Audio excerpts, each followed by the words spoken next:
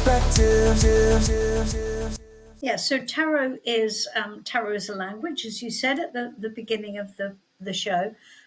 It is a shared language with the energetic world, and it, as I call it, the life code, because that's what it is. It's a code, and it's a code that talks about it's built on the premise of elemental energy. So we have water, air, fire, and earth. And then we have a fifth element, which of course is spirit or ether or whatever, air, not air, ether, because it's above air.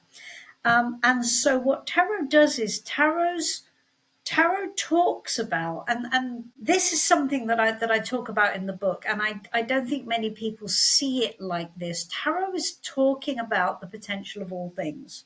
So the code is telling us all about the potential and all about what is going on, not only with us emotionally, energetically, our creative energetic power, our minds, and the life experience that we create with those three parts of us, which are all hidden.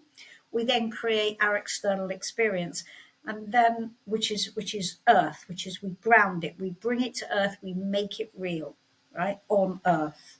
But also, this what the Suit of Pentacles does is it connects earth to spirit.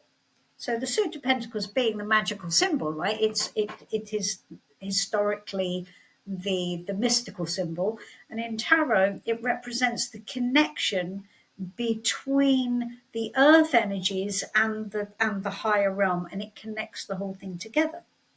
So that's why we have the Fool and the Magician. And as somebody who is interested in physics, you will know that there is potential and there is kinetic energy. Okay, because I also really love physics as well. So the Fool represents potential energy, the potential of all things. Potential energy is unaffected by its environment. It is just potential.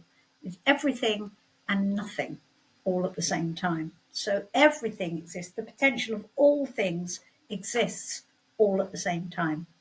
And then we have the alter ego of the Fool, who is the magician, pentacles being the magical symbol, of course, and the magician is kinetic energy. So his job is to take the potentials and decide which of them he is going to ground and make real. He's the master manifester.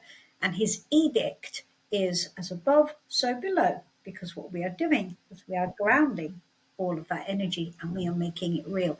And that's the job of the magician. So that's why the book is called The Fool and the Magician and the Secret of Life, because they're us. This is what we do all the time, every day, 24/7. We're doing this. How consciously we decide to do it is entirely up to us.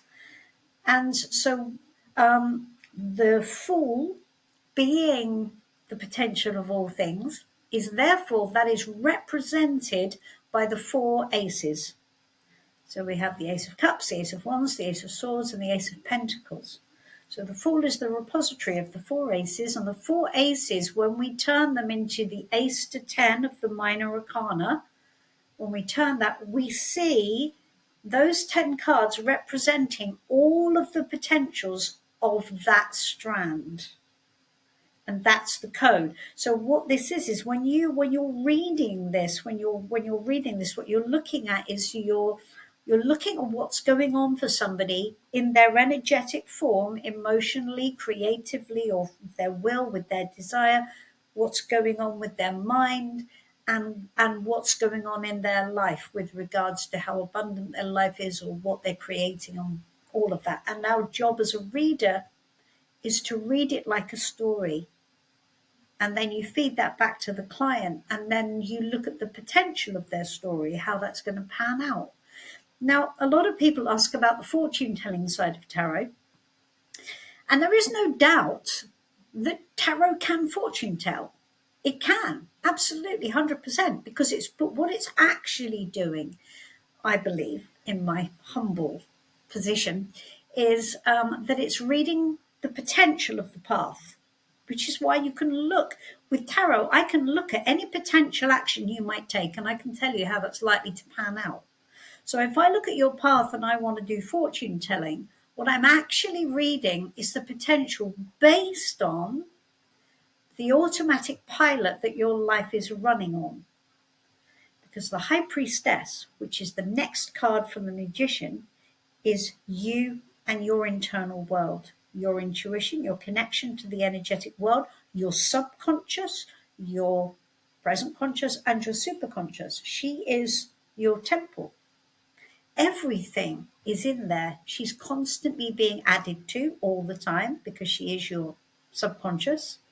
She is she's hidden from view, and she contains your authentic self, everything that is inherently you're born with, that is yours by right, but also your nurture. Also, she's added to all the time. And as we know with our subconscious mind, all of that is put on autopilot, which makes you very easy to predict. So tarot looks at your path and it looks at you and it sees what's on autopilot and it goes, okay, that's how this is gonna pan out. And it can do exactly the same, like a supercomputer. It looks at exactly the same thing. It looks at how the potentials of other people around you are going to influence it. It can look at the potential of how your work is going to influence it. It does all that in a microcosm, and then it gives you an outcome. That outcome, more often than not, pays off because it's all on autopilot. But you can change it, you see. So it's not 100%. Of course, it's not 100%. No, nothing is 100%. But based on the potential of the way everything's working and the direction in which it's working, based on that, most of the time, you've got an outcome which is pretty predictable. That's how I think it works.